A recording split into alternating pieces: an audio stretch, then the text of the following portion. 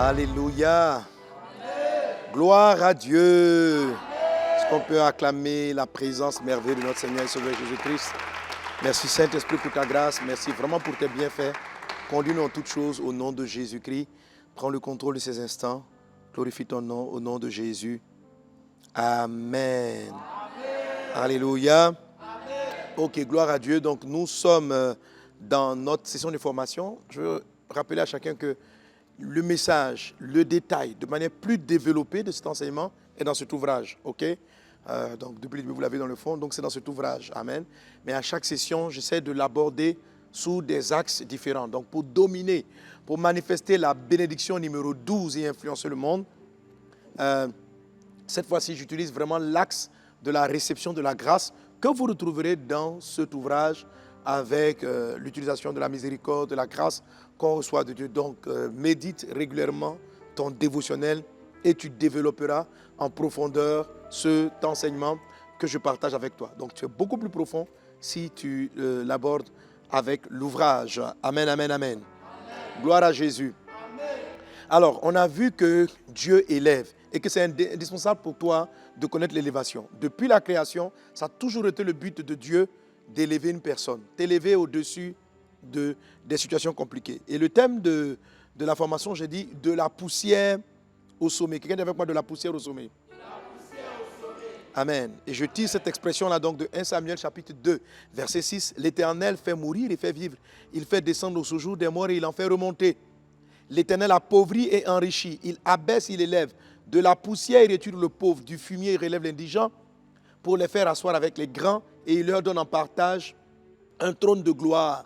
Car à l'Éternel sont les colonnes de la terre et c'est sur elles qu'il a posé le monde. Amen. Donc ce passage nous montre que Dieu élève dans sa souveraineté. Et on a étudié que, en fait, l'élévation de Dieu de la poussière jusqu'au sommet vient de sa grâce et de sa souveraineté. Alors pourquoi de la poussière? Pourquoi il est parlé de la poussière? Écoutez, la poussière, lorsque Adam et Ève ont péché, d'abord le corps humain a été fabriqué à partir de la poussière. Lorsque Adam et Ève ont péché, Dieu dit ceci: tu es poussière, tu retourneras à la poussière. Et il dit à Satan, Satan, serpent, tu mangeras de la poussière tous les jours de ta vie. Est-ce qu'on est ensemble? Amen. Amen. Quand tu es en bas, au niveau poussière, tu es comestible par le diable. Les sorciers ont le pouvoir sur toi. Quand on dit à Satan, tu mangeras de la poussière, au serpent, tu mangeras de la poussière, vous savez avec moi que les serpents ne mangent pas la poussière, ils mangent les rats, etc. Mais pas de la poussière. C'est une expression spirituelle. Le serpent représente Satan. Donc, Satan fonctionne avec la poussière. Satan a intérêt. Et la poussière, c'est quoi? C'est l'abaissement, c'est l'humiliation. La poussière, ce sont les œuvres de la chair, c'est le péché. C'est toutes ces choses-là qui vous rendent fragiles, comestibles, abaissables par le diable. Tant qu'un chrétien ne bénéficie pas de la grâce de Dieu, qu'il enlève de la poussière, de la bassesse de la poussière pour l'envoyer au sommet, il est en danger. C'est la raison pour laquelle beaucoup de chrétiens sont soumis à la méchanceté de leur patron. Parce qu'ils n'arrivent pas à recevoir la grâce de Dieu pour les faire sortir de la poussière. C'est par la grâce que tu t'élèveras de la poussière. C'est ce que Anne dit par l'esprit de la prophétie. C'est ce que le psalmiste dit dans le psaume 113, verset 5. De Dieu qui élève de la poussière pour aller au sommet. Quand vous n'arrivez pas à payer les loyers, vous êtes sous les dettes. Mais qui prend le contrôle? Qui domine? C'est le diable. C'est le diable. Et très souvent, si cette situation-là perdure, c'est qu'il y a des interventions de Dieu pour faire sortir de là que vous ne saisissez pas. Et on va apprendre à les recevoir. Comment Dieu nous élève de la poussière pour nous envoyer au sommet. C'est dans un ensemble de 4 catégories de grâce. On a la grâce que j'appelle de type de la grâce du Père, la grâce de notre relation avec le Père. C'est la première catégorie. La deuxième catégorie de grâce, la deuxième école de grâce, c'est, ça va beaucoup faire ressortir la notion de la miséricorde, c'est la gestion de la grâce face aux mauvais coups de la vie. Ok? La gestion de la grâce face aux mauvais coups de la vie. Amen. Ce n'est pas parce que vous êtes en haut, ce n'est pas parce que vous appartenez à Christ que vous n'allez pas avoir de mauvais coups dans la vie. Mais votre capacité à résister et à utiliser la grâce de Dieu vous préservera, vous gardera. Amen. Le troisième niveau de grâce, c'est la grâce qui est engendrée par la soumission, par l'humilité. Ça va faire partie donc de la troisième école de Joseph qui a appris à travailler humblement avec M. Potiphar et qui, par la grâce de Dieu, va être élevé et va acquérir des intelligences surnaturelles. Que cela soit ton partage au nom de Jésus. La quatrième école de grâce, c'est lorsque Joseph va se retrouver dans la prison. Amen. Lorsqu'il va se retrouver dans la prison. Et le cinquième élément de grâce, qui sont les grâces relatives à la domination, c'est lorsqu'il va se retrouver au niveau du palais de Pharaon. Et là, il va dominer. Amen, amen, amen. Dans la parole de Dieu, dans le psaume 105, on voit comment Joseph dominait. Que cela soit ton partage au nom de Jésus. Donc ce jeune homme a quitté un fossé de trahison, abandon par sa famille, abandon par ses propres frères. Il était en bas. Il est allé chez M. Potiphar. Et là-bas, il va travailler. Mais là encore, on va le mettre en dessous. On va le jeter en prison. On va mentir sur lui. On va le traiter de violeur. Des choses qu'il n'avait pas faites. Mais Joseph va avoir un cœur. Quand vous lisez son parcours, il va appliquer la miséricorde. Il ne va pas tomber dans l'amertume. Il va savoir gérer les grâces. Et Joseph va être élevé de manière souveraine de Dieu et il va se retrouver au sommet. Et à partir de là, dans la domination, il va aider le peuple. La Bible dit que de toutes les nations, et Genèse 41, verset 57, il est dit, et de tous les pays, on arrivait en Égypte pour acheter du blé auprès de Joseph, car la famine était forte dans tous les pays.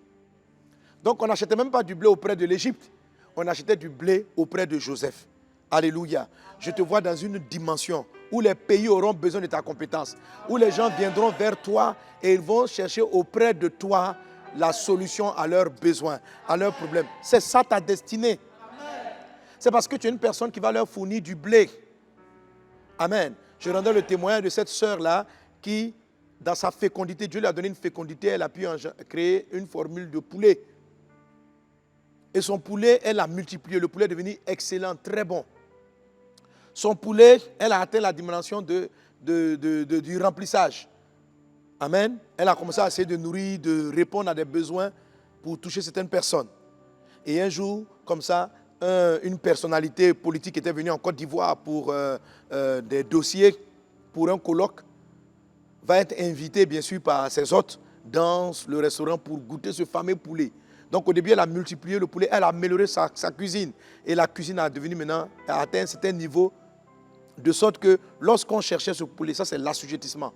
Lorsqu'on cherchait ce poulet à Abidjan, si quelqu'un voulait présenter un type de poulet à Abidjan, il partait chez elle parce qu'elle avait atteint un niveau puissant. Et le monsieur arrive là-bas, il prend, il goûte le poulet, il tombe, KO, il dit non, lui n'a jamais mangé un poulet aussi bon. Il retourne dans son pays, au Moyen-Orient. Et le roi là-bas organise une festivité. Et lui, il va dire au roi, mais lui, il a rencontré qu'elle était partie à Abidjan, un poulet. Non. Et le roi là-bas prend la décision. Ils viennent, ils prennent la femme, ses cuisiniers, parce qu'on dit qu'eux, ils veulent exactement le même poulet. Donc, ils ne vont pas lui donner le poulet arabe, ils veulent le poulet de la Côte d'Ivoire. Il ne faut même pas qu'il y ait un problème avec les cuisiniers. Tous les cuisiniers, ils lui ont pris un billet, pas billet d'avion, ils ont pris tout le monde, ils en fait partie. Pour aller. Alors, vous imaginez cette dame, elle est devenue influente auprès d'une nation qui ne reçoit pas Jésus. Une nation qui ne croit pas en Jésus. Qu'est-ce qu'il a amené là-bas? L'excellence, les 5 étapes avec du poulet. Certains d'entre vous, vous êtes là, Dieu va vous élever. Vous allez évangéliser des rois, des princes. Certains s'appellent la prédication. Aujourd'hui, il me fait la grâce de parler à des rois, à des personnes de décision. Amen. Parce que j'ai trouvé un créneau. Dieu m'a dit, prêche, enseigne la parole de Dieu. Réponds aux besoins des gens. Ça, c'est remplissage. Occupe-toi des personnes. Et je l'ai fait. À un moment donné, quand les gens cherchent quelque chose, on dit on a besoin que Dieu nous oriente. Donc je commence à voir que des rois, des décideurs importants cherchent à me voir. Et par mes messages, par la prière, ça influence leur manière de faire et ça influence le pays. Amen. Toi, peut-être, ce n'est pas directement la prédication, mais c'est ton savoir-faire qui va t'ouvrir des portes. Amen. Et tout ça, c'est la réception des grâces qui font la différence. Amen. Alléluia. Amen. Gloire à Dieu. Amen. Et quand je dis que Joseph est arrivé à la domination, au moment où il établissait les règles, nous sommes dans le psaume 105. Il a dit dans le psaume 105, au verset 17, il envoya devant eux un homme. Joseph fut vendu comme esclave. Ça, c'est la poussière. Alléluia. On serra ses pieds dans des liens et on le mit au fer. Verset 19, jusqu'au temps où arriva ce qu'il avait annoncé et où la parole de l'Éternel l'éprouva. Amen. Notez bien, jusqu'au temps où arriva ce qu'il avait annoncé. Ce qu'il avait annoncé, c'est Dieu qui avait fait une révélation à Joseph. Notez cela, parce que dans les grâces que vous allez recevoir, il y a recevoir votre message d'appel. Il y a une grâce de Dieu qu'on appelle votre visitation, votre vision. Il faut la restaurer. Mon message aujourd'hui va permettre à cela d'être restauré dans votre vie. Amen. Car s'il n'y a pas la vision, vous ne pourrez pas sortir de vos chaînes. Vous ne pourrez pas sortir de votre situation. Alors, il est dit quoi? Amen. Il est dit, jusqu'à arriver à ce qui était annoncé et où la parole de l'Éternel l'éprouva. Le roi fit ôter ses liens, le dominateur des peuples le délivra. Le dominateur des peuples, là, c'est Pharaon. Verset 21. Il l'établit seigneur sur sa maison et gouverneur de tous ses biens. Verset 22. Afin qu'il puisse à son gré enchaîner ses princes et qu'il enseignât la sagesse à ses anciens. Donc, Joseph est devenu tellement puissant que tous les ministres égyptiens, c'est lui qui leur donnait des cours. Mais quel enseignement il leur a donné? Il allait parler de Dieu. Parce que lorsque Pharaon le convoque, Pharaon lui dit, il paraît que tu sais interpréter les songes. Il dit à Pharaon, ce n'est pas moi qui interprète, c'est l'Éternel. Donc, Joseph tirait toute sa sagesse. Il était conscient que tout ce qu'il avait comme capacité, lui venait de Dieu et il rendait gloire à Dieu. Alors, si c'est lui qui devait enseigner les ministres, les princes égyptiens, il leur enseignait Dieu. Alléluia. Alléluia. Amen. Que Dieu te conduise dans une telle dimension au nom de Jésus. Au nom de Jésus. Genèse 43, verset 32, il est dit, on servit Joseph à part et ses frères à part. Les Égyptiens qui mangeaient avec lui furent aussi servis à part.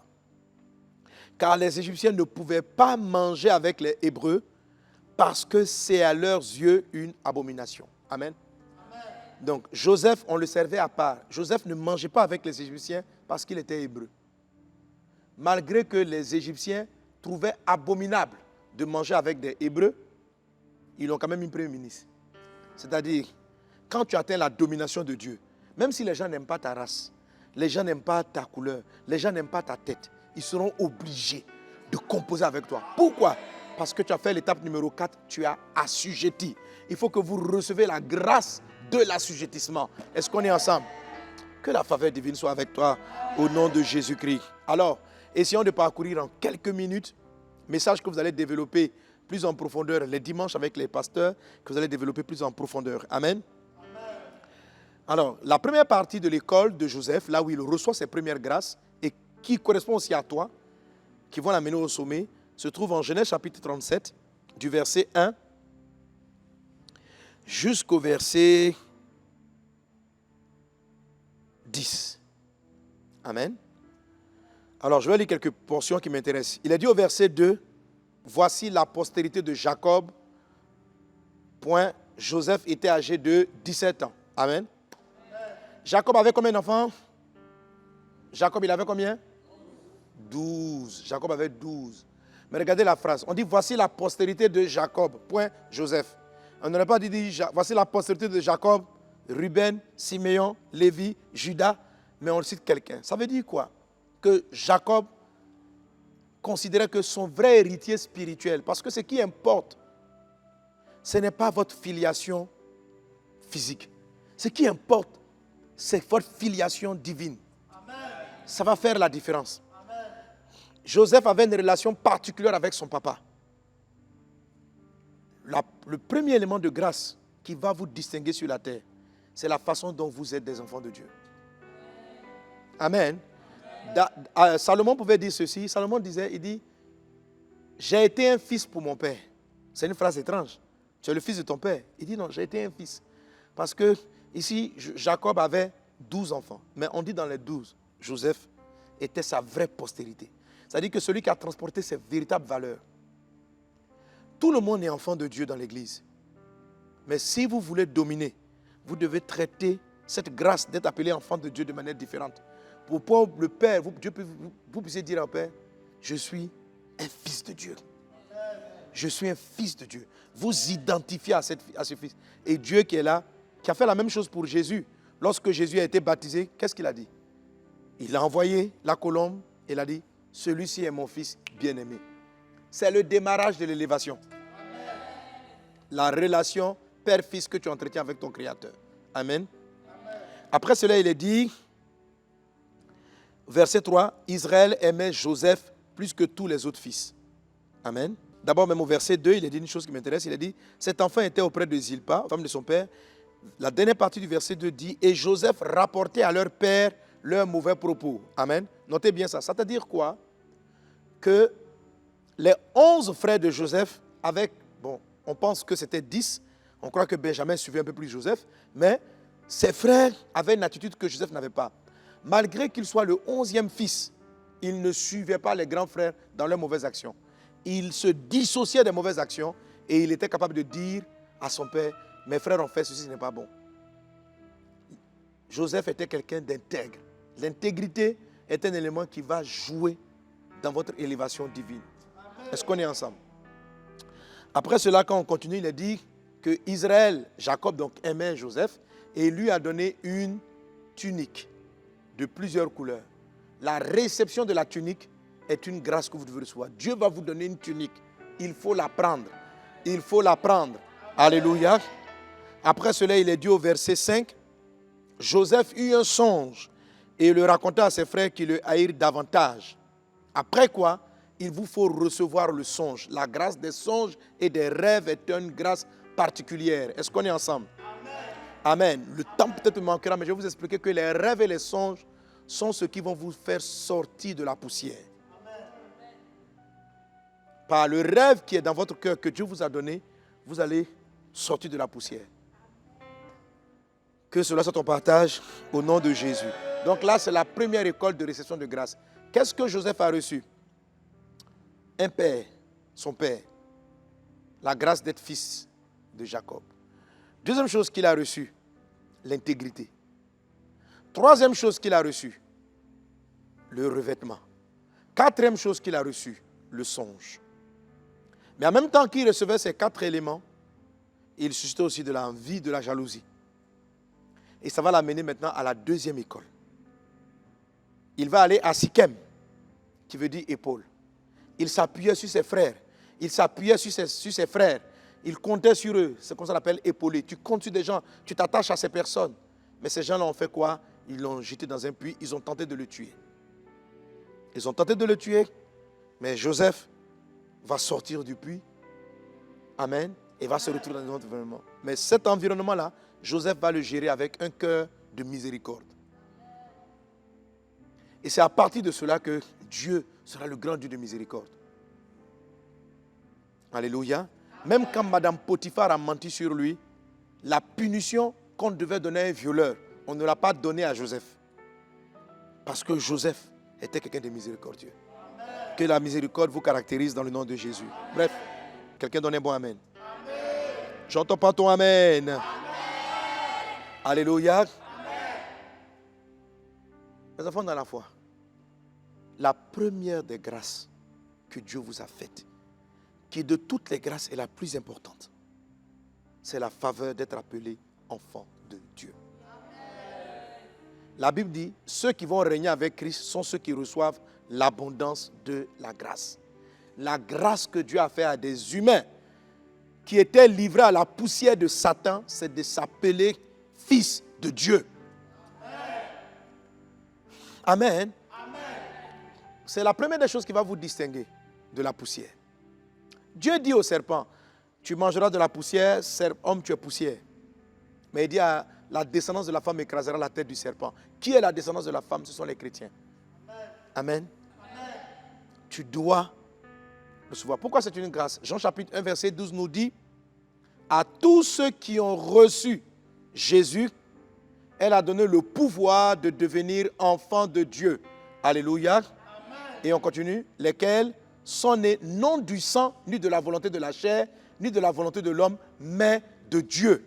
Amen. La chair, c'est la poussière. Amen. Si tu reçois ta naissance de fils de Dieu, tu reçois ça. Quelqu'un va me dire, mais je suis déjà né de nouveau. Ce n'est pas aussi simple que cela. Je vais t'expliquer comment certains ne la reçoivent pas. Si tu reçois cette grâce d'être fils de Dieu, la poussière de la pauvreté de la misère va commencer à cesser déjà. C'est là que tu vas commencer le premier décollage. La réception de fils de Dieu va vous commencer à vous donner une intelligence qui n'est pas humaine, une sagesse surnaturelle. C'est parce que Joseph avait l'intelligence de sa descendance spirituelle qu'il avait des rêves. En tout cas, il voyait ce que les autres ne voyaient pas. Ce qui va faire que vous allez être unique. Ce n'est pas parce que vous êtes humain. Si vous êtes humain, vous êtes comme tout le monde. À la limite, vous serez le plus intelligent de votre classe. Mais pour avoir une intelligence surnaturelle, il faut jouir et recevoir la grâce d'être appelé fils de Dieu. Alléluia. Que cela soit ton partage au nom de Jésus. Au nom de Jésus. Amen. Tite chapitre 2 verset 11. Tite 2, 11 nous dit ceci. Car, lisons ensemble, 1, 2, 3. Car la grâce de Dieu, source de salut pour tous les hommes, a été manifestée. Alléluia. La grâce de Dieu, source de salut de tout le monde, a été manifestée. Verset 12. Elle nous enseigne à renoncer à l'impiété, aux convoitises mondaines et à vivre dans le siècle présent selon la sagesse et la justice et la piété. 2 Pierre chapitre 1 verset 2. Que la grâce vous soit multipliée par la connaissance de Dieu et par la connaissance de Jésus notre Seigneur. Amen. Que la grâce et la paix vous soient multipliées. Je dis quoi? On règne parce qu'on reçoit l'abondance de la grâce. La Bible dit parce que tu connais Dieu le Père et que tu connais Jésus le Fils, ça t'ouvre des portes à des grâces multipliées. Alléluia. Plus tu vas affermir ton identité de fils de Dieu, plus tu vas recevoir des grâces et des faveurs. Vous voulez savoir, si quelqu'un me demande comment on reçoit les ressources pour faire toutes ces croisades? L'argent du ciel vous est ouvert parce que vous êtes fils de Dieu. Pourquoi on reçoit toutes les ressources? Pourquoi les gens sont étonnés? On dit, mais Pasteur Sanogo, comment ça se fait que vous venez à partir d'un pays où la plupart des personnes sont pauvres? Comment vous arrivez à trouver des milliards, autant de moyens pour faire les ressources? Mais c'est parce que je ne me comporte pas comme un fils de la Côte d'Ivoire. Je ne suis pas de la Côte d'Ivoire. Je suis du ciel. Amen. Mon père n'a pas de problème d'argent. La Côte d'Ivoire a un problème d'argent, mais pas mon père. Parce que vous pouvez ne pas recevoir la grâce de Dieu en vous considérant plus des fils de la terre que des fils du ciel. Or, quand vous êtes des fils de la terre, vous êtes poussière. Et Satan peut vous manger. C'est pourquoi mon message, c'est de la poussière au sommet. Vous devez décoller de la poussière. La poussière, ce sont vos liens d'hérédité. C'est le système dans lequel tes parents sont nés. Tu es né de cette famille. Mais tu ne peux pas dépasser, tu ne peux pas aller plus loin que les limites de tes parents. Si tu veux dominer, si tu veux faire des choses surnaturelles, il ne faut pas que tu marches avec ta filiation naturelle. Quand vous avez donné votre vie à Jésus, vous avez deux filiations. Vous avez la filiation biologique et vous avez la filiation spirituelle. Jean 1,12, à tous ceux qui l'ont reçu, il a donné le pouvoir de devenir enfants de Dieu. La Bible dit quoi? La grâce de Dieu, source de salut. Donc le salut qu'on a là, c'est une grâce. La Bible dit que ceux qui reçoivent l'abondance de la grâce vont régner. Est-ce que les gens ont reçu la grâce d'être fils de Dieu? Laissez-moi vous expliquer comment est-ce qu'on se prive de cette grâce. Satan est venu tenter Jésus dans le jardin, pendant les 40 jours de jeûne. Il lui pose la question, si tu es fils de Dieu, transforme la pierre en pain. Qu'est-ce qu'il voulait faire? Vous pensez que c'est la pierre qui devient du pain qui intéressait Satan? Qu'est-ce qu'un caillou qui devient du pain est frais? Un caillou est devenu du pain, voilà le problème. Mais c'est la question qui précède. Si tu es fils de Dieu, transforme la pierre en pain. Après, il le fait monter sur le temple. Si tu es fils de Dieu, saute. Pourquoi le si tu es? C'est parce qu'il voulait l'amener à douter qu'il était fils de Dieu. C'est un peu comme souvent les femmes qui disent à des personnes, à des hommes, si tu es garçon, frappe-moi. Lui aussi, il est garçon. Il dit, je vais te frapper pour te prouver que je suis garçon. Mais depuis qu'un coup de poing montre qu'on est garçon. On est garçon avec d'autres signes. Ça n'a rien à voir avec le poing. Comme on dit, si tu es garçon, tape-moi. Tu dis, mais ma soeur, quel est le lien entre t'es tapé et puis être garçon? Donc, si tu n'es pas tapé, je ne suis pas garçon. Donc, si quelqu'un tape parce qu'on lui a dit, si tu es garçon, tape-moi. Il vient de dire que ce qui prouve qu'on est garçon, c'est la violence. Comment si tu es fils de Dieu, transforme la pierre en pain? En quoi est-ce qu'une pierre qui devient du pain prouve que je suis le fils d'un tel? Je ne sais pas si vous voyez là. On dit si tu es vraiment la fille de trucs. Si on dit si tu es vraiment la fille d'un tel, donne ta carte d'identité. Au moins on comprend. Mais si tu es vraiment la fille d'un tel, il faut crier. Et puis toi aussi tu cries waouh. Alléluia. Si tu es vraiment le fils d'un tel, il faut sauter 4 fois. Et puis toi aussi tu sautes 4 fois. Donc quand tu as sauté 4 fois, donc tu es devenu son fils quoi. Ça n'a rien à voir. Si tu es vraiment le fils, voici ma pièce d'identité. C'est mon père, je suis sa fille, c'est tout. Qu'est-ce qui prouve que tu es la fille de Dieu? Parce que tu crois dans la Bible. Il a dit à tous ceux qui l'ont reçu, il a donné le pouvoir. Nous sommes sauvés par la foi. Et c'est la foi qui nous donne de saisir la grâce. Tu es la fille de Dieu. Mais comment tu rates cette grâce? Quand tu considères, tu continues de te comporter comme la fille seulement de ton papa biologique. Tu veux payer tes études, tu regardes la poche de ton papa biologique, tu regardes la poche de tes parents, et puis tu dis, je suis dans la pauvreté. Ça fait mal à Dieu. Et donc tu crois que moi, ça va te mettre à l'école? Tu ne m'as pas reçu. Je suis venu comme ton père, mais tu m'as reçu simplement comme l'Éternel, comme un Dieu qui ne s'occupe pas de moi. Il dit, si vous les hommes, vous savez donner de bonnes choses à vos enfants, à plus forte raison, moi Dieu le Père. Qu'est-ce qu'il dit en Matthieu chapitre 6? Il dit, ne vous inquiétez pas pour votre manger ou pour votre boire. Votre Père qui est dans les cieux, est-ce qu'il a dit votre Dieu? Il dit votre Père, parce que Dieu est le Dieu de toutes les créatures. Mais pour ceux qui ont reçu Jésus, il est le Papa. Mes fils et mes filles dans la foi, c'est ce qui fait la différence. Quand je prie, je n'appelle pas Dieu l'Éternel, je l'appelle Papa. Quelquefois, pour le décrire, dans mon message, je vais dire l'Éternel est grand. Mais dans ma prière, je ne vais pas dire l'Éternel. Je parle à mon Père. Le fait que je parle à mon Père, est-ce que mon fils doit... Si moi, je sais payer son école, est-ce que mon fils va s'inquiéter pour ses études? Si je l'ai reçu pour son école, est-ce qu'il va s'inquiéter? Un chrétien qui s'inquiète parce qu'il ne sait pas comment payer son loyer, dans sa conscience, Satan l'a déjà empoisonné. Il a déjà reçu le poison qui l'empêche de recevoir la grâce de fils. Vous devez enlever ce poison de vous. Amen. En faisant quoi? En acceptant ce que le Saint-Esprit dit. Galates chapitre 3 nous dit ceci. L'Esprit dit à notre esprit, Abba Père. Constamment. Constamment. Faites ce travail. La Bible dit, si vous demeurez dans la parole, vous connaîtrez la vérité vous affranchira. Pendant le nombre d'années que tu vis, si tu as vécu 20 ans, pendant 20 ans, tu as été habitué à avoir ton papa biologique comme ton seul père. Maintenant que tu es venu à Jésus, on te dit que Dieu est devenu ton papa maintenant par Jésus-Christ. Cette grâce-là, il faut la prendre. Il ne faut pas la toucher simplement. Il ne faut pas la palper. Il ne faut pas dire, bon, nous sommes tous des créatures de Dieu, il est notre papa. Non, non. Un chrétien n'est plus une créature de Dieu. Le païen qui ne connaît pas Jésus, là, lui, c'est une créature. Par politesse, il peut appeler Dieu papa. Toi, tu es sa fille. Tu es sa fille. Mon fils, Brady Michael, mon fils, mes enfants. Quand je suis au bureau, il rentre dans mon bureau, même s'il y a quelqu'un là, papa, ça va? Je dis oui. Il dit, je peux te dire un mot. Même s'il y a quelqu'un, il va trouver que c'est normal. C'est ma fille. Et puis il peut venir, même il ouvre mon réfrigérateur. Est-ce que tu sais que tu peux faire ça avec Dieu? Amen. Alors, au début, je ne réalisais pas ça. Je voyais Dieu comme étant l'Éternel, qu'il était loin de moi, un Dieu lointain. C'est ce que les religions nous enseignent. Ils nous présentent un Dieu qui est loin, qui n'a pas notre temps, qui est trop occupé à gérer toute la planète Terre. Donc quand on a des problèmes, parce que, et pour bien, Satan nous a donné des papas qui ne sont pas trop bien aussi. Quand on a eu des papas bizarres, on a l'impression que Dieu est un papa bizarre. Dieu n'est pas un papa bizarre, il est un bon père. Il dit, il s'appelle le père des orphelins. Il est un bon père. C'est pourquoi il est capable de dire, n'appelez personne sur la terre votre père. Je suis le meilleur papa qui soit. Faites-lui confiance. Recevez la grâce qu'il est votre père. Amen. C'est la raison pour laquelle, dorénavant, je n'ai juste qu'à recevoir les conseils de papa. Je dis, papa, tu veux qu'on fasse quoi? Il dit, je veux que vous allez au Togo. Quand il me donne le OK, je n'ai plus de peur. Il pourvoira. Amen. Après, il me dit, comment il pourvoit? Alors, tant que vous sentirez la peur de ne pas avoir de quoi manger, c'est pourquoi il dit, transforme la pierre en pain pour te nourrir, parce que Jésus avait faim. Il pensait que Jésus allait douter que Dieu était son Père par la peur de est-ce que je vais manger. Ne vous inquiétez pas, dit le Christ, pour ce que vous mangerez, vous allez boire votre Père. Ne vous inquiétez pas. Quand ton cœur bat pour ton loyer, c'est que tu n'as pas bien reçu la grâce du salut.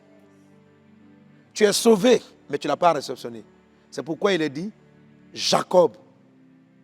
Voici la postérité de Jacob, Joseph. Ça veut dire de tous les 12 là. C'est Joseph qui avait réalisé qu'il était l'héritier de son papa. Et que tout ce qui appartenait à son père était à lui, parce qu'il est son fils. C'est simple à dire, mais souvent la conscience ne l'accepte pas très vite. Il faut laisser le Saint-Esprit, il faut vous le dire régulièrement. Il faut le dire régulièrement. Il faut dans vos prières, c'est pourquoi Jésus dit en Luc chapitre 11, verset 2, quand vous priez, dites Père. C'est une forme impérative, ce n'est pas un conseil. C'est une manière de prier. Alors apprenez quand vous priez, Papa, Papa. Et puis parlez-lui de vos problèmes. Papa, tu sais, on va me chasser de la maison. Hein? Tu trouves que c'est... Moi, je suis ta fille, puis on me chasse. Je n'ai pas de loyer. Papa, moi, je vais à l'école. Hein? Parle comme ça à ton papa. Quand vous prenez, vous êtes trop solennel. Faites un peu de bébé gâté. C'est votre papa, c'est un bon papa. Mais quand tu arrives, tu as peur de lui comme ça. Ô Éternel, j'espère que tu n'es pas fâché sur moi. Alléluia. Vous savez, quand vous ne connaissez pas l'Éternel, quand vous priez, vous commencez toujours par prier, par vous sanctifier. Vous savez ça? Quand vous ne connaissez pas papa, là, vos prières, vous commencez par la sanctification. Parce que chez vous, pour accéder à papa, il faut être propre d'abord. Ça, ceux qui pensent comme ça, ce sont les religieux, ce ne sont pas les enfants de Dieu. Si ton enfant est sale, il est dehors dans la maison, il fait quoi? Il va se laver avant d'entrer dans la maison? Il rentre dans la maison et puis on le lave. Parce que c'est chez lui. Mais quand Dieu n'est pas votre papa, si ce n'est pas ta maison, pourquoi tu vas rentrer avec la boue? Si ce n'est pas chez toi, c'est chez ton copain. Même si tu appelles son papa, que tu t'es sali, tu dois te laver avant d'arriver parce que tu respectes sa maison. Mais quand c'est ta maison, c'est pourquoi dans la prière du Notre Père, les gens ne comprennent pas la prière du Notre Père. La prière du Notre Père, on se sanctifie plus loin. Notre Père qui est aussi, que ton nom soit sanctifié, que ton règne vienne, que ta volonté soit faite sur la terre. Et puis après on dit, pardonne-nous nos offenses. Si vous ne savez pas que Dieu est votre papa, vous allez prier par, oh Dieu, pardonne-moi mes offenses. Papa qui est dans le ciel. Pourquoi tu ne commandes pas tes offenses? Tu veux te laver avant de rentrer. Oh, quand c'est ton papa, tu rentres. Papa, je suis sale. Amen. Qui t'a sali? Hier, j'ai déconné. Pourquoi tu as fait ça? Allez, petite fessée. Papa, va à la douche. C'est ton papa. Amen. C'est ton papa. C'est ta maison. Il n'apprécie pas que tu sois sale. Mais à qui tu vas partir? C'est pourquoi certaines personnes quittent l'église. Parce qu'ils se sentent trop impurs pour venir à lui. Mais à qui tu iras? C'est ta maison. Amen. Non, papa, j'ai déconné. Hein. Quand un enfant s'est sali, il a fait des bêtises. Mais il va aller faire quoi? Il est devant sa maison.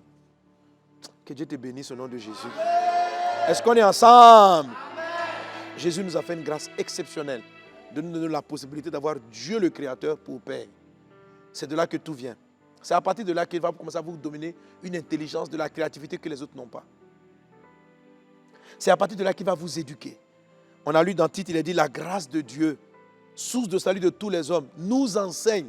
C'est là qu'il va te donner des enseignements qu'il ne donne pas à quelqu'un. C'est là qu'il va t'expliquer des révélations dans ton domaine. C'est là que parce que tu es sa fille, il va t'expliquer comment on prépare, comment, il va t'expliquer les mathématiques, comment on ne comprend pas. Il va t'expliquer des secrets parce que tu es son fils. Il va te dire des choses qu'il ne dit pas aux autres. Et c'est parce que vous allez avoir des idées uniques que vous allez dominer. Donc quand vous n'avez pas reçu la grâce d'être fils de Dieu, vous ne pouvez pas dominer selon Dieu. Alléluia. Amen. Quelqu'un est-il avec moi? Amen. Donne un bon amen. Amen. Donne un bon amen. Amen. La Bible dit, la sagesse que nous avons n'est pas naturelle, elle est surnaturelle. Voilà. C'est parce qu'on est conscient qu'on est avec Dieu le Père, qu'on reçoit toute la sagesse. Comment gérer l'église, comment organiser, c'est par grâce. C'est par grâce. C'est par grâce. Toute la sagesse, comment on va aller faire tel programme, c'est sa grâce.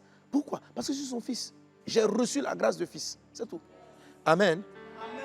Après, on a vu que Joseph était quelqu'un d'intègre. Même l'intégrité, c'est une grâce. La Bible dit, la grâce de Dieu, source de salut pour tout le monde, nous annonce à renoncer à l'impiété. La grâce du salut, elle nous enseigne à renoncer à l'impiété. 2 Pierre chapitre 1 verset 2, que la grâce et la paix vous soient multipliées par la connaissance de Dieu et de votre Seigneur Jésus-Christ, comme sa divine puissance nous a donné tout ce qui contribue à la vie et à la piété au moyen de la connaissance. Amen. Donc la grâce de Dieu nous enseigne. La grâce de Dieu, la Bible dit ne recevez pas la grâce de Dieu en vain. Si tu aimes ton Père, tu dois savoir qu'il n'aime pas que tu mentes. Si tu aimes ton Père, tu vas savoir qu'il ne veut pas que tu triches. Et si ton vieil homme était lié à la tricherie, tu vas dire, papa, enseigne-moi, je veux sortir de ça, ça ne te plaît pas. Si tu avais une relation par laquelle tu avais des moyens financiers, une relation adultère, tu vas dire, papa, sors-moi de là. Je vais arrêter. La grâce va te rendre intègre. Il dit, la grâce, source de salut pour tous les hommes, nous enseigne à renoncer à l'impiété. L'impiété est rattachée à la chair. Le manque d'intégrité, la peur, c'est rattaché à la chair. C'est ce qu'on appelle la poussière. Un chrétien doit être intègre. Un chrétien doit avoir des valeurs. Parce qu'on est des fils de notre papa. Les autres, pourquoi on dit Jacob avait comme un seul fils? Parce que les autres, ils n'avaient pas pris l'intégrité de Jacob. Mais Joseph avait pris son intégrité. Amen. Que la grâce vous apprenne à être des gens de valeur, de caractère. Alléluia. Voilà. Amen. Si vous savez que, est-ce que vous savez que si c'est par la grâce, vous êtes sorti, par la grâce, on sort de l'impudicité. Par la grâce. Hein, le temps me manque. Sinon, je vous ai expliqué une victoire. C'est-à-dire que un jour, j'ai failli tomber dans l'impudicité. Parce qu'avant, j'étais tellement pur. Donc, quand les frères tombaient dans l'impudicité, je dis non, mon frère, le péché, c'est le péché. Et un jour, j'ai dit quand même, j'étais en train de marcher avec une soeur. On était sur la route, en plein air. On est arrivé dans une zone où il faisait sombre, les lampadaires étaient grillés. Mais la soeur était possédée. Un mois, les esprits la fatiguaient. Donc, elle était là. Elle commençait à s'agiter, puis elle est tombée. Moi, vraiment, je n'avais aucune. On était sur la route. Une route bitumée. Mais on est dans un coin où la maison qui est plus proche, il n'y avait personne. Il y avait un gars qui était. Mais il y avait des gens qui étaient dans la maison, qu'on voyait un peu. Les lampadaires étaient éteints, mais la maison était allumée. Mais bref. Et là, je me suis abaissé pour dire, esprit impur, sors d'elle. Quand j'ai dit démon sort, le démon là, qui était un démon d'impudicité, il est sorti puis il est tombé sur moi. C'est-à-dire que je l'ai senti. C'est comme si toutes mes forces d'intégrité sont parties. J'ai envie de sauter sur la fille là, pour faire n'importe quoi. Dans la rue. Et je me suis arrêté comme ça. J'ai dit, Seigneur, ta grâce. Juste cette phrase-là, ta grâce. Quand j'ai dit ta grâce, le démon m'a lâché. Et depuis ce jour-là, j'ai compris que si ce n'est pas la grâce de Dieu, on ne peut pas être intègre. Je ne me sens pas du tout supérieur à ceux qui ne commettent pas les péchés que je commets. Parce que je sais que j'ai reçu la grâce de l'intégrité. Et que le jour où j'avais commencé à oublier que même la façon dont j'avais arrêté de tricher en classe, la façon dont je me tenais droit, la façon dont je refusais la corruption, c'était la grâce. J'ai accepté cette grâce. Par la grâce de Dieu, vous devez fuir le péché. Amen. Par la grâce de Dieu, vous devez vous devez sortir de toutes sortes de péchés parce que la grâce donne ça. Amen. Ne rejetez pas la grâce de l'intégrité. Parce que vous devez être des lumières, vous devez être des modèles quand vous allez arriver au sommet. Acceptez la grâce de l'intégrité. Joseph l'a reçu, il était intègre, il était différent de tous ses frères. Daniel l'a reçu, il était intègre. Les amis de Daniel ont refusé de se prosterner devant des idoles à cause de la grâce de l'intégrité. Troisième grâce que Joseph a reçue. Son père l'aimait, son père lui a donné une tunique. La grâce de Dieu va faire que Dieu va vous renvoyer le songe qu'on appelle les songes de destinée. Les songes de destinée. Déjà, si vous êtes enfant de Dieu, vous marchez avec le Seigneur, vous l'avez déjà reçu. Mais la plupart l'ont oublié. Je vous demande vivement de suivre les enseignements que je donne sur Nightfire et sur l'école des prophètes. J'en parle longuement. La Bible dit, dans le livre d'Habakkuk, chapitre 2, verset 2, Proverbe chapitre 29, verset 18, il est dit, quand il n'y a pas de vision, le peuple est sans frein. Ça veut dire, quand vous n'avez pas de vision, vous n'avez pas de sens interne. Il n'y a pas de frein, c'est-à-dire, Satan va te faire tomber dans des trous. Quand tu as la vision, il y a comme quelque chose qui te maintient, qui t'empêche de tomber dans le trou. Il y a un frein. C'est-à-dire tu roules et puis tu tombes dans les trous toi seul. Pourquoi? Parce que tu n'as pas de révélation. Dans la version Darby, c'est écrit vision. Quand il n'y a point de vision, le peuple est sans frein. Donc, d'ici que tu as la vision, mais il dit, bienheureux celui qui garde la loi. D'ici que tu aies retrouvé ta vision, marche selon la loi. La loi va te donner des freins. Mais la vision, écoutez, quand vous savez qui vous êtes et ce que vous allez devenir, ça vous donne des limites. C'est-à-dire que la vision, là, ça fait que tu commences à marcher avec les gens. Et tu sais que vous ne partez pas au même endroit. la vision va te faire freiner les relations que tu ne dois pas avoir. La vision. Quand vous avez la vision de Dieu, c'est comme une intuition. Je vous ai dit souvent que j'ai la double nationalité. Je suis français de naissance, parce que je suis né en France. Mais je sentais que mon temps d'aller vivre en Europe, je ne sais pas, ça veut dire que tu es dans la galère au pays, mais tu sais que quelque chose t'arrête de ne pas aller en Europe. Or, tu as toutes les opportunités. Ça s'appelle un frein. Imaginez que si j'étais parti en Europe, après mon bac, ce que je voulais faire, il n'y aurait jamais eu vase d'honneur. Pourquoi il y a eu vase d'honneur? Parce que je suis resté. Mais qu'est-ce qui m'a fait rester? Le frein. Pourquoi j'ai eu un frein? Très vite, j'ai eu une vision. La vision est une voie intérieure qui vous montre un chemin. C'est flou, c'est quelque chose de diffus, mais ça oriente votre vie. Ça vous empêche d'aller à gauche, à droite. C'est la vision qui va vous faire réussir. Habakkuk chapitre 2, verset 2. C'est ce que Joseph a reçu. Joseph a reçu des songes. Alléluia. Amen. Mais avant de recevoir les songes, il a reçu la tunique. La tunique, c'est quoi? C'est le Saint-Esprit. C'est le revêtement du Saint-Esprit. C'est une grâce d'avoir le Saint-Esprit. C'est un don de Dieu. Recevez la plénitude du Saint-Esprit. Amen. Priez pour dire, papa, j'ai soif de ton esprit. La Bible dit, aspirez au don. Joseph a reçu l'habit, revêtement. Joseph a reçu les songes après. Les songes. C'est le Saint-Esprit qui donne des visions et des songes. Et il les a reçus. Quand vous lisez en Genèse 42, la Bible dit que quand ses frères se sont prosternés devant lui, Joseph s'est souvenu du songe. Et il a pris une direction. Alléluia. Habakkuk 2 dit quoi? Habakkuk 2 dit, écris la vision, bien écris le songe, afin qu'on la lise couramment. Dans la version d'Arbi, il est dit, écris la vision, il faut la graver. Il dit, afin que celui qui la lise court avec. Il dit, et l'Éternel me répondit et dit, écris la vision, grave-la sur les tablettes, afin que celui qui la lit puisse courir. Dans la King James, il a dit, puisse courir avec. Une vision, c'est ce qui vous fait courir dans la vie. J'étais couché et j'ai vu des milliers de gens aller en enfer. Satan les enchaînait. Et puis j'ai entendu une voix qui m'a dit, que faut-il faire? Je dis, Seigneur, il faut les délivrer. Et j'ai couru pour essayer de les faire sortir. C'était mon songe d'appel. Vous ne savez pas comment ça va se réaliser. Mais la vision, c'est quelque chose que vous recevez. Et j'explique à Night Fire que vous recevez ça quand vous êtes couché. C'est ce qu'on appelle le profond sommeil. Habakkuk, Jean chapitre 33, verset 14. Il est dit que Dieu parle tantôt d'une manière, tantôt d'une autre.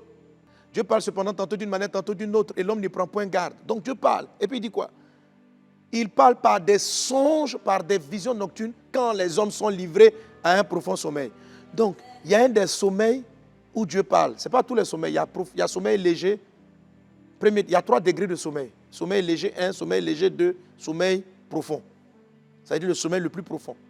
C'est là-bas que Dieu vous donne des songes et des visions. Et puis il dit, profond sommeil, quand ils sont endormis sur leur couche, on continue? Alors il leur donne des avertissements. Donc, quand tu es dans le profond sommeil, Dieu vient installer en toi, fais attention à ceci, fais attention à cela. C'est les songes qui font ça. Ce sont les avertissements qui vous donnent des freins. Il met le sceau à ses instructions. C'est-à-dire, quand tu dors dans le profond sommeil, Dieu va commencer à te parler par le Saint-Esprit. Et il va te dire, voilà ce que tu dois faire dans la vie. Voici qui tu es. Voici où tu seras. Voilà ce que tu vas réussir. Ça là, vous en avez besoin. Amen. Continue. Il fait quoi encore? Alors, afin de détourner l'homme du mal. C'est-à-dire que le songe reçu dans le profond sommeil fait que quand tu vas faire le mal, tu vas choisir une mauvaise entreprise, tu vas faire une mauvaise... C'est comme si quelque chose t'éloigne. Même si tu glisses, tu vas t'en sortir. C'est le songe qui fait ça. Afin de détourner l'homme du mal et de le préserver de l'orgueil. Quand tu as ta vision, ton cœur ne s'enfle. C'est-à-dire même quand tu commences à te gonfler, quelque chose te rappelle. Le songe est puissant. Et continue, il dit quoi? Afin de garantir son âme de la fosse. Vous savez, la fosse, c'est quand vous rentrez dans des situations de dépression. Joseph, ses frères l'ont amené plus tard dans la fosse. Vous savez pourquoi il est sorti? Parce que son rêve n'était pas encore réalisé. Amen. Comment vous savez que vous n'allez pas mourir? Parce que quelque chose t'a dit que ta vie n'est pas terminée. Quand vous n'avez pas votre vision, vous tombez dans la fosse. Et je vous dis à tous, la Bible dit, dans les derniers temps, je répandrai mon esprit sur toute chair. Vos fils et vos filles prophétiseront. Les vieux auront des songes. L'Esprit Saint vous donne des songes. Mais la Bible dit, dans le livre de Job et dans plusieurs passages, les songes, on les oublie. Au réveil, on les oublie. Beaucoup d'entre vous avez reçu des songes de votre destinée, ceux pour lesquels Dieu a scellé votre instruction. Quand vous êtes plongé dans un profond sommeil, il faut apprendre à ressusciter vos songes. Ah oui, sinon vous allez marcher en désordre dans la vie. Vous n'allez pas avoir de frein. Vous allez rentrer dans des fossés, vous allez faire des fausses affaires. Vous allez vous retrouver dans des mauvais choix. Vous allez tomber dedans pour dire, Jésus, sors-moi de là, sors-moi de là. Et Dieu va vous faire grâce. Mais pourquoi? Il n'y a pas de frein. L'avertissement te manque. Parce que tu as oublié ton songe de destinée. Comment il faut le ramener? Il faut le ramener. Il faut suivre l'enseignement d'Alfire. Il faut le suivre. Il faut le ramener. Quand vous priez, il faut aller chercher ce qu'on appelle le profond sommeil. Il faut prier. Quand vous priez, il faut mettre à genoux. Il faut supplier Dieu. Papa, je sais que tu m'as donné un destin. Mais j'ai oublié. Je ne sais pas de quoi il s'agit. Je sais que je suis né pour quelque chose. Chacun d'entre vous a un rêve. Vous êtes déjà important pour Dieu. Et ça, là, Dieu l'a sémé un jour que vous êtes dans le profond sommeil. Mais en se réveillant du step 3 du sommeil, quand vous rentrez dans votre conscient et que vous vous réveillez, le songe, la plupart des hommes l'oublient. Ok? Mais si vous demandez à Dieu de le faire, il va vous rappeler. Comme il a fait pour Joseph, pour Daniel. Quand Pharaon Nebuchadnezzar avait oublié le songe, Daniel a fait une prière. Le songe lui est revenu. Il va vous ramener. Mais il faut prier avec humilité, supplier. Et quand vous dormez, il faut prier déchargé. Parce que pour rentrer dans le profond sommeil, il ne faut pas avoir le sommeil superficiel charnel. Parce que quand tu dors, tu ne sais pas à quel degré tu vas dormir. Si tu vas aller au profond, bien, tu seras au niveau 2. Tu ne peux pas savoir parce que tu dors. Mais il faut provoquer le profond sommeil. Parce que c'est dans le profond sommeil que Dieu parle. Pas dans les sommeils superficiels. Ok? Donc il faut le provoquer. Il faut le provoquer comment? Si la Bible dit, Ecclésiaste, les songes naissent de la multitude des occupations. Donc quand tu es préoccupé, je donne comme ça. Si tu te couches, tu dors, et que dans ton corps a envie de faire pipi, tu sais qu'il y a un rêve superficiel de pipi, non? Ce n'est pas un profond sommeil, c'est un sommeil léger. C'est-à-dire que ton corps est dans tu fais un rêve même, où tu vas aux toilettes. Si tu ne fais pas attention, tu as fait pipi au lit. Ok? Mais le songe, le rêve de la chair vient te dire qu'il y a un besoin. Lève-toi, va faire pipi. C'est ce que le songe vient te dire. Donc ce sont des rêves. De même quand on a faim, on rêve. Donc les songes naissent. Donc ça c'est pas le profond sommeil. Dieu ne parle pas à ce level-là. Si vous dormez et puis il y a une odeur, vous avez faim, puis porc au fou vient, une odeur de nourriture vient. Est-ce que vous savez que dans le rêve, vous pouvez voir? Tu te dis, pasteur, je dormais et je marchais vers Yopougon. Et subitement, j'ai vu une soeur qui préparait à manger. Je me suis approché d'elle. Ça là, c'est un songe qui n'est pas profond sommeil. C'est un sommeil léger, dû à l'odeur de la cuisine, qui est rentrée dans ton nez pendant que tu dormais et ça a créé un rêve. C'est une occupation de la faim. Ok? Après, vous avez le sommeil de l'âme, où vous avez des songes relatifs à l'âme, qui viennent de vos angoisses, de vos colères, de vos frustrations. Vous avez aussi des rêves. Il faut faire le tri de ça. Et puis vous avez le profond sommeil. Donc quand vous voulez faire le profond sommeil, chaque fois que vous priez, vous dormez, suppliez Dieu et puis dites à Dieu, Seigneur, décharge-moi de tous mes soucis. Il ne faut pas dormir par exemple trop. Il ne faut pas dormir et puis tu as trop faim. Il ne faut pas dormir et puis tu as trop mangé. Il ne faut pas dormir après trop gros repas. Il faut te décharger en dormant. Si tu étais fâché, ne dors pas avec la colère. Fais partir la colère. Parce que sinon tu donnes accès au diable. Tu dis, oh Jésus, je suis fatigué, je souffre, mon âme est abattue, je me décharge sur toi de mes fardeaux. Et tu vas trouver du repos. Et c'est dans le repos là, où tu dois léger que tu peux recevoir le songe. Mais ça peut ne pas être la première nuit, ça peut ne pas être la deuxième, ça peut ne pas être la troisième. Elle va finir par te parler. Ok? Recevoir le profond sommeil au nom de Jésus. Amen, amen, amen, amen. Que la grâce et la paix du Seigneur soient avec toi. Est-ce qu'on est béni? Ton rêve dit que tu iras au sommet. Tu iras au sommet. Reçois le rêve et ton rêve va te conduire jusqu'au sommet. Jusqu'au sommet. Que Dieu ressuscite vos rêves oubliés. Que Dieu restaure ta vraie vision. Si tu ne l'as pas encore reçu, que le Saint-Esprit te l'accorde. Au nom de Jésus, tu dois quitter la poussière. Tu dois sortir de la fosse. et te remonter jusqu'au sommet. Tu es né pour le sommet. Tu iras au sommet. Tu es appelé à dominer. Reçois ton songe, ton rêve de règne. Soyez bénis au nom de Jésus-Christ. Amen. 2022, bénir pour conquérir à la conquête des âmes. Tu es membre de Vase d'honneur. En 2022, emmène une âme à Christ, encadre-la et fais-en un disciple. Tu es boss à Vase d'honneur. Emmène 2 âmes à Christ, fais-en des disciples, des boss. Challenge 2022, bénir pour conquérir, c'est maintenant.